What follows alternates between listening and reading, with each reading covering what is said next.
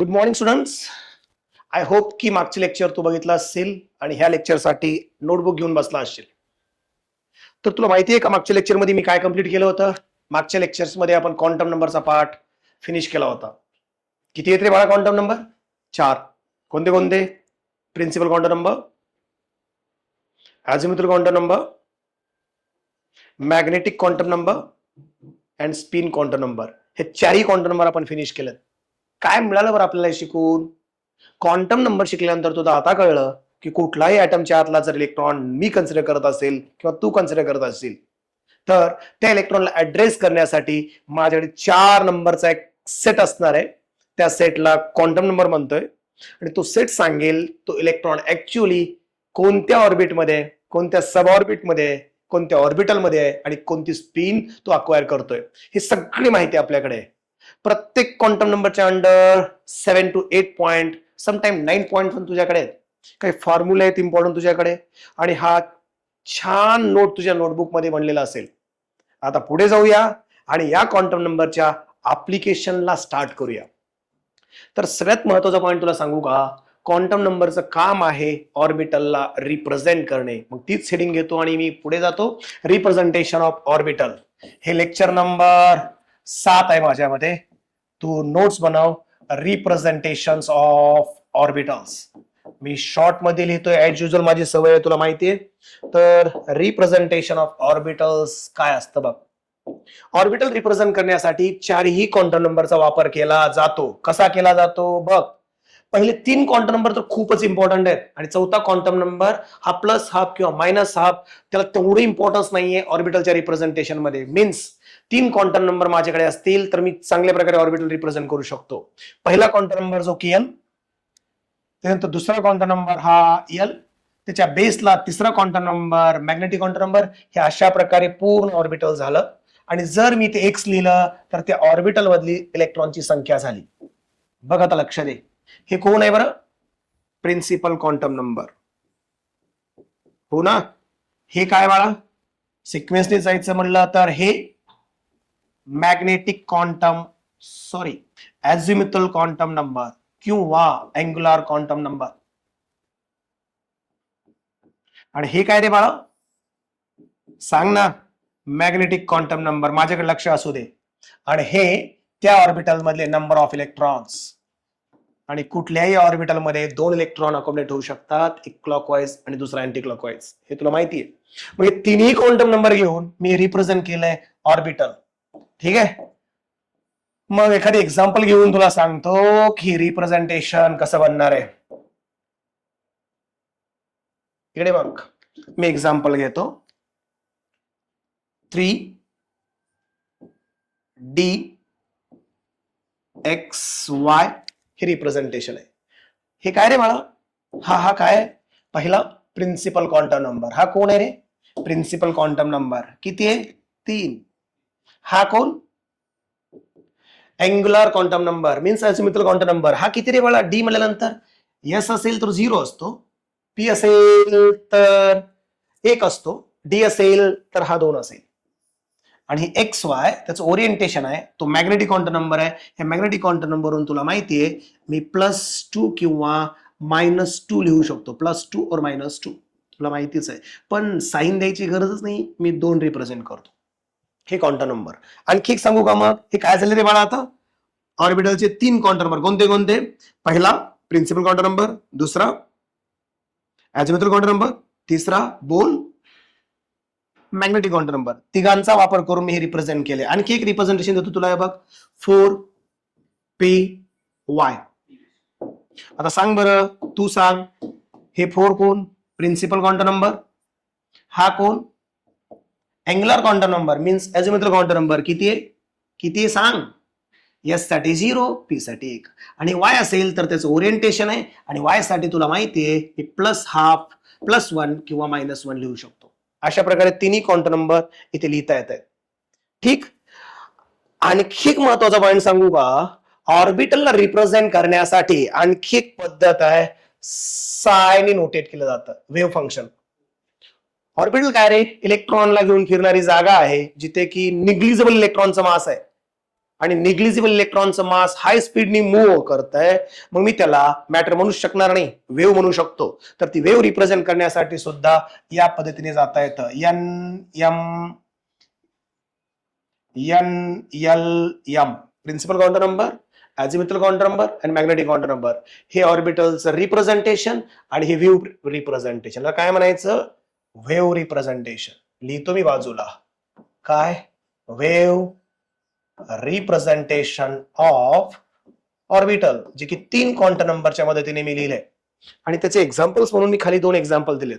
आणि तुला आणखी चांगल्या प्रकारे समजावं म्हणून मी टेबुलर फॉर्म मध्ये तुझ्या समोर डाटा देतो. इथे मी ऑर्बिटलचे रिप्रेझेंटेशन देईन, त्याचं वेव्ह रिप्रेझेंटेशन देईन, तुम्हाला क्वांटम नंबर सांगायचं. चालेल?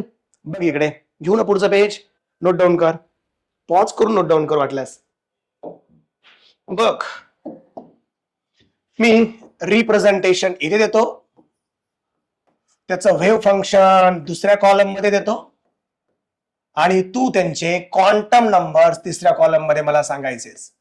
1-2 मी करून दाखवतो म्हणजे तुला हळूहळू स्पीड मिळेल. रिप्रेझेंटेशन काय बघा, आता एका ऑर्बिटलचं 4s असं रिप्रेझेंटेशन आहे किंवा 3s रिप्रेझेंटेशन. 3s रिप्रेझेंटेशन आहे. पहिला क्वांटम नंबर 3, दुसरा क्वांटम नंबर अल्फाबेटने दाखवतात, ते अल्फाबेट एस आहे, मीन्स 0. आणि चौथा क्वांटम नंबर, तिसरा quantum number means magnetic quantum number, L ची व्हॅल्यू 0 असल्यावर 0च असतो. वेव्ह फंक्शन असं लिहिता येईल. काय लिहिता येईल वेव्ह फंक्शन?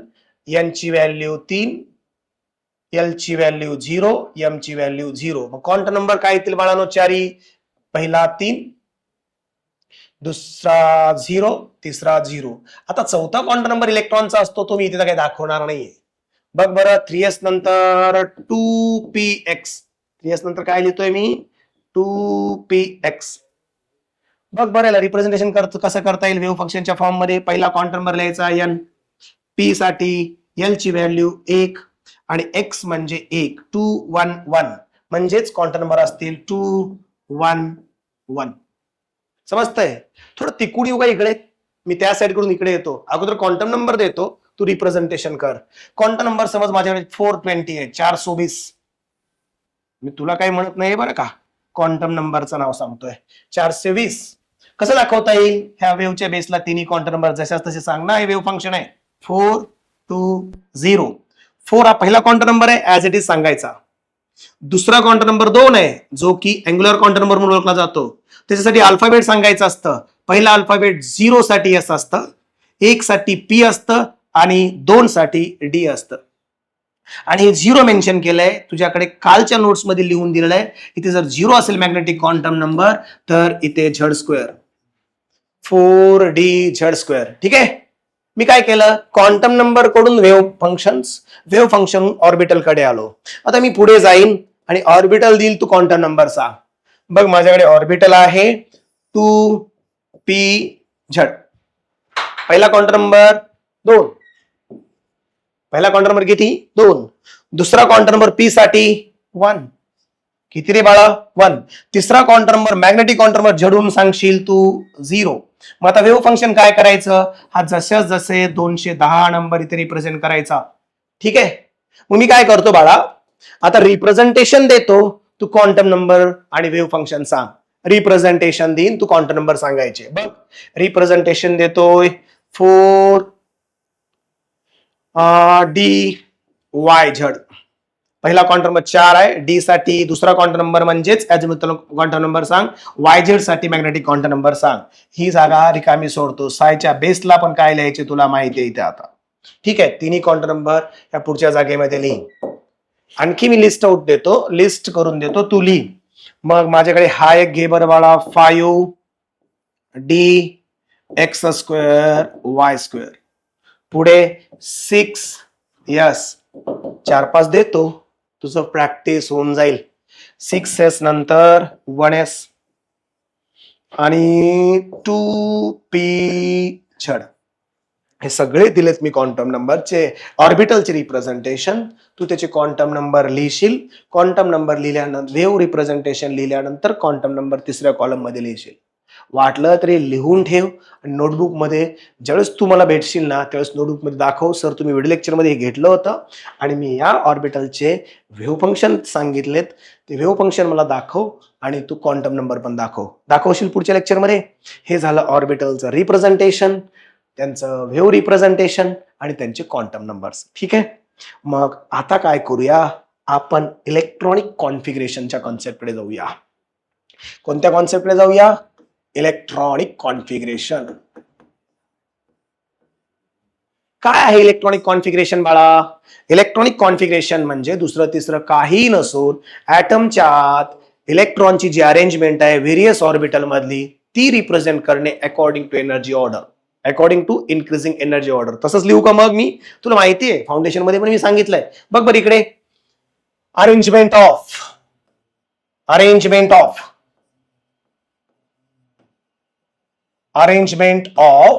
कोण? इलेक्ट्रॉन्स इन कशात? इलेक्ट्रॉन्स कुठे असतात? माझ्या घरी, तुझ्या घरी की ऑर्बिटलमध्ये? ऑर्बिटलमध्ये. Arrangement of electron in various orbitals according to energy order. त्यांची एनर्जी ऑर्डर नुसार अरेंजमेंट पाहिजे बरं का.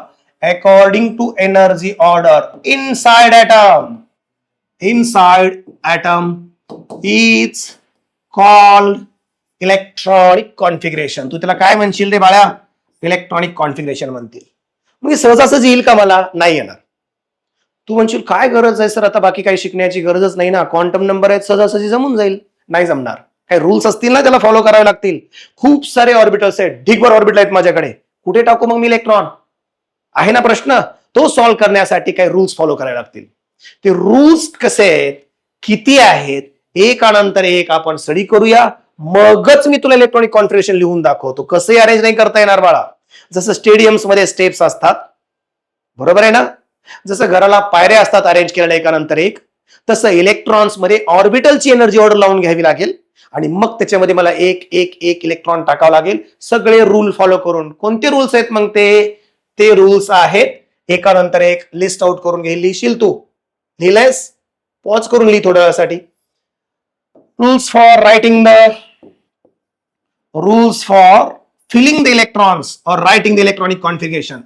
Filling the electrons or writing the electronic configuration. Writing the electronic configuration. किंवा एकच काम कर, मी काय करतो एवढं नाही ठेवत. Rules for filling the electrons in orbitals एवढंच म्हणतो. कशाला वाढवायचं तुझ्या वहीमध्ये पसारा सगळा? बघ, rules for filling the electrons in orbitals. किती रूल्स आहेत रे? 3 रूल्स आहेत. चल माझ्यासोबत सांग, मी ते लिहितो, तू पण वाच. पहिला रूल आहे अबाउज प्रिन्सिपल. कोणता? अबाउज प्रिन्सिपल, किंवा ह्याला तू फक्त अबाउज रूल सुद्धा म्हणू शकतोस. दुसरा आहे पाउलीज एक्सक्लुजन प्रिन्सिपल किंवा पॉलीज लिहितोयस ना? Pauli's exclusion principle. म्हण एक वेळेस माझ्यासोबत. Aufbau principle and second one is Pauli's exclusion principle. तिसरा आणि लास्ट आहे Hund's rule of maximum multiplicity. Hund's rule of maximum multiplicity. ह्या प्रत्येक रूलचं आपलं स्वतःच एक इम्पॉर्टन्स आहे. ते जर मी पकडू शकलो तर माझं इलेक्ट्रॉनिक कॉन्फिगरेशन लिहिताना चुका होणार नाहीत. काय आहे प्रत्येक रूलचं एक इम्पॉर्टन्स? तो त्या रूलचं स्टेटमेंट आपण बघितल्यानंतरच आपल्याला कळेल. एक एक रूल घेऊया मग. चल पहिला रूल घेऊ, अबाउज प्रिन्सिपल. चालतंय? फर्स्ट रूल तू अगोदर ही लिहून घे बाळा. ठीक आहे? फर्स्ट आहे अबाउज प्रिन्सिपल. अबाउज प्रिन्सिपल. तुझं म्हणणं असेल श्री अबाउज काय सायंटिस्टचं नाव आहे का? नाही, हे सायंटिस्टचं नाव नाही. जनरली कुठलाही रूल, कुठलाही प्रिन्सिपल, कुठलाही लॉ असेल फिजिक्स, केमिस्ट्री आणि बायोलॉजी मधला, तो सायंटिस्टच्या नावाने असतो. डार्विनची थेरी पण सायंटिस्टच्या नावाने असते. ओम्स लॉ ओमच्या नावाने आहे. किर्चॉफ लॉ किर्चॉफच्या नावाने आहे. बरोबर आहे ना? रुदरफोर्ड लॉ रुदरफोर्डच्या नावाने असेल, पण हे सायंटिस्टचं नाव नाहीये. ह्या अबोवचा अर्थ लॅटिन मध्ये काय होतं बघ, बिल्डिंग अप. बऱ्याच वेळेस खूप जण चुका करतात त्याच्यामध्ये की सर हे अबाउस कोणता सायंटिस्ट होता. बाळा, सायंटिस्टचं नाव नाहीये, ह्याचा अर्थ आहे बिल्डिंग अप, म्हणजे बिल्ड करणे. काय बिल्ड करणे? ऑर्बिटल मध्ये इलेक्ट्रॉन टाकून त्यांची अरेंजमेंट बिल्ड करणे. कशामध्ये? ऑर्बिटल्स मध्ये इलेक्ट्रॉन टाकायचे आणि त्यांची ऍटमच्या आतली जी अरेंजमेंट आहे ती बिल्ड करायची. त्याला म्हणायचं अबाउस प्रिन्सिपल. सिंपल एक्झाम्पल सांगू का? तुझ्या रूम मध्ये बसलायस, तिथे भिंत आहे. ती भिंत कन्स्ट्रक्ट करली असतात त्यावेळेला काय केलं असेल बरं? ती भिंत कन्स्ट्रक्ट केली त्यावेळेस काय केलं असेल? सगळ्यात अगोदर लोअरचा एक लेअर थर लावला असेल विटांचा, ब्रिक्सचा. त्याच्यावर दुसरा लेअर लावला असेल विटांचा, मग तिसरा लेअर, मग चौथा लेअर, मग पाचवा लेअर, असं एकावरती एक लेअर लावले गेलेत, है ना? ह्यालाच म्हणायचं बिल्डिंग अप. बिल्ड करत वर जाणे. असं झाले का रे? ती वॉल वरून खाली बांधत आले का कोणी वॉल? नाही. वॉल बांधायचं म्हणलं तर खालून वर जावं लागतं. तसे इलेक्ट्रॉन भरायचे म्हणल्यानंतर सुद्धा ऑर्बिटल्स मध्ये न्यूक्लियसच्या जवळच्या ऑर्बिटलला अगोदर इलेक्ट्रॉन द्यायचं, त्यांची एनर्जी कमी असते न्यूक्लियस जवळ, आणि नंतर बाहेरच्या ऑर्बिटलला इलेक्ट्रॉन द्यायचा. हा रूल आहे. ह्या रूललाच म्हणतात अबाउ प्रिन्सिपल. काय सांगतो मग हा रूल? काय सांगतो बघ? दिस रूल स्टेट्स दॅट. काय स्टेटमेंट आहे ते लिहितो मी. स्टेटमेंट सांगू? स्टेटमेंट स्टेटमेंट असं सांगतं, electrons are filled in various suborbit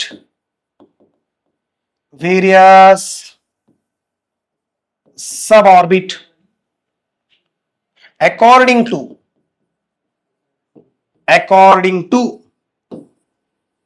their increasing order of energy. According to their increasing order of energy. काय म्हणतोय मी? इलेक्ट्रॉन सब ऑर्बिट मध्ये टाकत चला, पण कसं टाकणार रे बाळा? त्यांच्या इन्क्रीजिंग ऑर्डरच्या एनर्जी नुसार टाकणार. म्हणजेच ज्या सब ऑर्बिटची एनर्जी लेवल कमी आहे त्यांना इलेक्ट्रॉन अगोदर द्या, ते कम्प्लिटली भरा, मग पुढे चला. काय म्हणता येईल? हे बघ, याच्या खाली लिहितो असं, दॅट इज, इथे कंटिन्यू करतो, that is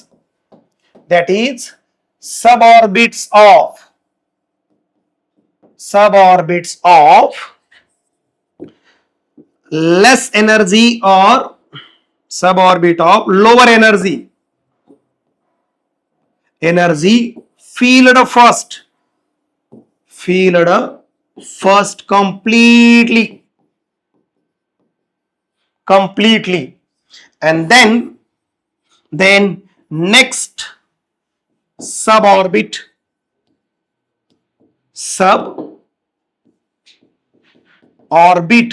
of higher energy, next suborbit of higher energy starts to fill.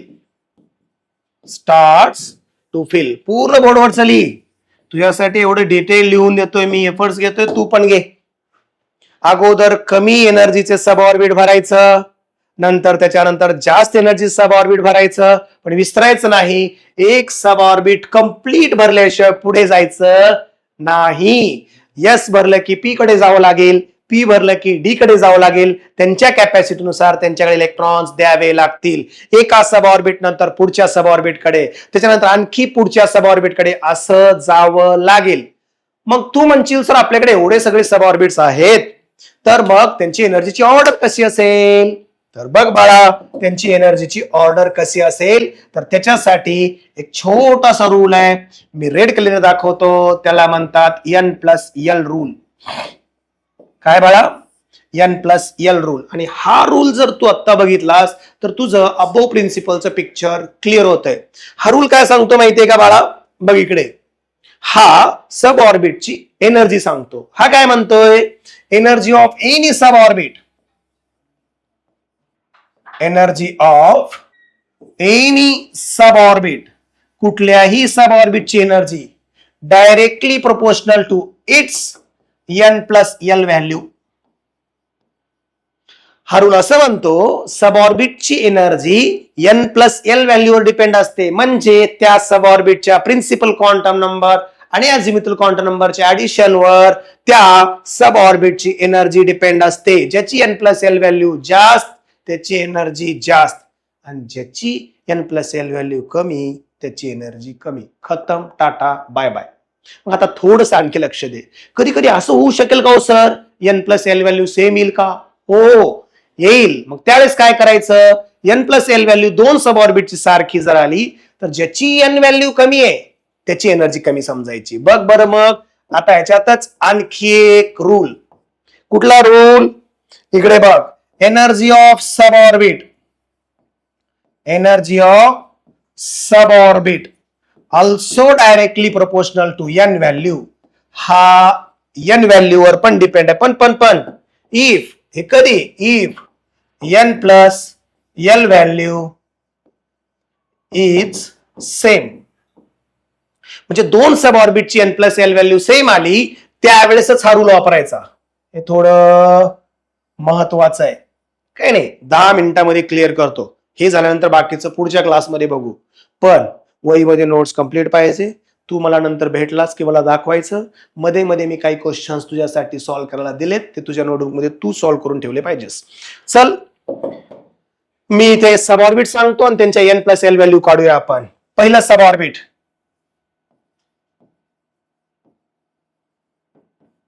Sub orbit आणि त्याची एन प्लस एल व्हॅल्यू. सब ऑर्बिट आहे माझ्याकडे सगळ्यात पहिलं 1s, जे के मध्ये असतं, के ऑर्बिट मध्ये असतं. 1s असतं ना, 1s. ह्याची एन प्लस एल व्हॅल्यू सांग. एन 1 आहे, एस साठी एल 0 असतं. मग 1 अधिक 0 काय येईल बाळा? 1. एन प्लस एल व्हॅल्यू 1 आली. 2s सी बघ बरं. 2s मध्ये 2 प्लस एस असल्यामुळे एल व्हॅल्यू 0, 2. आता बघ ना, मग 1s आणि 2s मध्ये N plus L value 1s ची 1 आहे आणि 2s ची 2 आहे. तर तू अगोदर काय कर बाळा, 1s ला इलेक्ट्रॉन दे, त्याच्यात 2 इलेक्ट्रॉन टाक, मग 2s कडे जा. तू अगोदर 1s ला इलेक्ट्रॉन देशील, तो भरल्यानंतर 2s कडे जाशील. त्याच्यानंतर बघ बरं बाळा, त्याच्यानंतर 2s नंतर 2p काढू. एन प्लस एल व्हॅल्यू याची एन व्हॅल्यू 2, पी साठी एल व्हॅल्यू 1 असते. 2 अधिक 1 3, एन प्लस एल व्हॅल्यू 3 आली. आता 2p नंतर 3s बघ बरं, एन ची व्हॅल्यू 3 आणि एस म्हणल्यावर एल ची व्हॅल्यू 0, 3च आलं. आता बघ ना बाळा, ह्या दोघांची एन प्लस एल व्हॅल्यू काय आली रे पिंट्या? सेम आली. झाला इश्यू. मग आता n plus L value same आली म्हणल्यानंतर कोणाची एनर्जी कमी आणि कोणाची एनर्जी जास्त ते ठरवण्यासाठी तो रूल आठव सेकंड नंबरचा.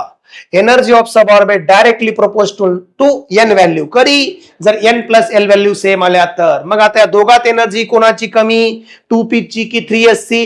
2p ची एनर्जी कमी, कारण त्याची एन व्हॅल्यू 2 आहे, याची एन व्हॅल्यू 3 आहे. इलेक्ट्रॉन या दोघांपैकी अगोदर कोणाला द्यायचा? 2p ला इलेक्ट्रॉन द्यायचा की 3s ला द्यायचा? 2p ला इलेक्ट्रॉन द्यायचा. आलं. त्याच्यानंतर बघ बाळा, त्याच्यानंतर 3s नंतर 3p. 3p साठी n plus L value 3 plus 1 4 आहे. किती आहे? 4. 3 प्लस 1 p साठी एल व्हॅल्यू 1 असते, एस साठी 0 असते एल व्हॅल्यू, पी साठी 1 असते, डी साठी 2 असते आणि एफ साठी 3 असते. अशा प्रकारे लक्षात ठेवलं पाहिजे तुला. चल, 3p नंतर 1s 2s 2p 3s 3p. 3p नंतर 3d. इकडे लक्ष दे थोडं. आता इथून पुढे सावकाश होतो मी थोडस. 3d आणि 4s ह्या दोघात कम्पेअर करू. 3d तर एन प्लस एल व्हॅल्यू किती असते बाळा? 3 प्लस 2 5. आता 4 काय? 4 प्लस प्लस प्लस प्लस 0 4. आता काय करायचं तू सांग. इलेक्ट्रॉन अगोदर 4s ला द्यायचा की 3d ला द्यायचा? 4s ला अगोदर द्यायचा. मग एनर्जी ऑर्डर नुसार 4s वर येईल आणि 3d खाली येईल. 4s वर येईल आणि 3d खाली येईल. चालतंय, मी थोडस हे खाली घेतो. 3d ला खाली, 4s ला वर, कारण एन प्लस एल व्हॅल्यू याची 4 आहे त्याची 5 आहे. सिक्वेन्स नुसार काय होईल मग? सिक्वेन्स नुसार 4s अगोदर आणि मग 3D बघ 4s मध्ये 4 प्लस 0 इज इक्वल टू 4 आणि 3D मध्ये 3 प्लस 2 म्हणजे 5. अशा प्रकारे n प्लस एल व्हॅल्यू आपण कॅल्क्युलेट केल्या. आता मी काही ऑर्बिटल्स देतो, तू त्यांच्या n प्लस एल व्हॅल्यू काढून ठेव, म्हणजे पुढच्या लेक्चर्स मध्ये मला ती एनर्जी ऑर्डर लावायला मदत होईल. काढशील का? हे बघ, हे ऑर्बिटल आहे, सब ऑर्बिट आहेत, सॉरी हे सब ऑर्बिट आहेत, त्यांच्या n प्लस एल व्हॅल्यू मी काढून दिल्यात n आणि एल व्हॅल्यू वरून. इथे n आणि एल व्हॅल्यू वरून सब ऑर्बिटच्या मी n प्लस एल व्हॅल्यू काढल्यात. मी काय सब ऑर्बिट लिहितो, तू त्यांच्या n प्लस एल व्हॅल्यू काढ आणि ऑर्डर नुसार लाव. देऊ सब ऑर्बिट तुझ्यासाठी. हे बघ मग find n plus L value for following sub orbits. माझ्याकडे काही सब ऑर्बिट्स आहेत, त्यांच्या n प्लस एल व्हॅल्यू तुला काढायचे आहेत. काढशील? बघ लिस्ट देतो 5-6 जणांची. एक घेतो 4s झाले, 5s 4p नंतर 4d नंतर 5f नंतर 6s नंतर 6d नंतर 6p नंतर 6f नंतर 6g.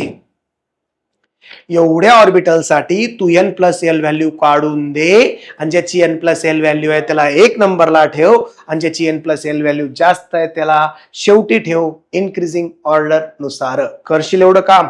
एवढं तर करणार आहे बाबा. मी सगळं करू का कॅमेऱ्यासमोर? तू तिथे काय करतोयस मला माहिती नाही.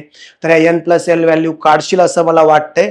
म्हणजे पुढच्या लेक्चरमध्ये मी तुला अबोव प्रिन्सिपल एक्सटेंड करून शिकवतो आणि पुढचे जे रूल्स आहेत पॉलिसचा आणि हंटचा तोही उद्याच्या क्लासमध्ये कंप्लीट करू, म्हणजेच मला इलेक्ट्रॉनिक कॉन्फिगरेशन लिहिता येईल. आणि अशाच छोट्या छोट्या व्हिडिओमधून हा टॉपिक शिकण्यासाठी तुला कनेक्टेड राहावं लागेल श्री IIB ट्युटोरियल किंवा IIB श्री ट्युटोरियलच्या पेजसाठी.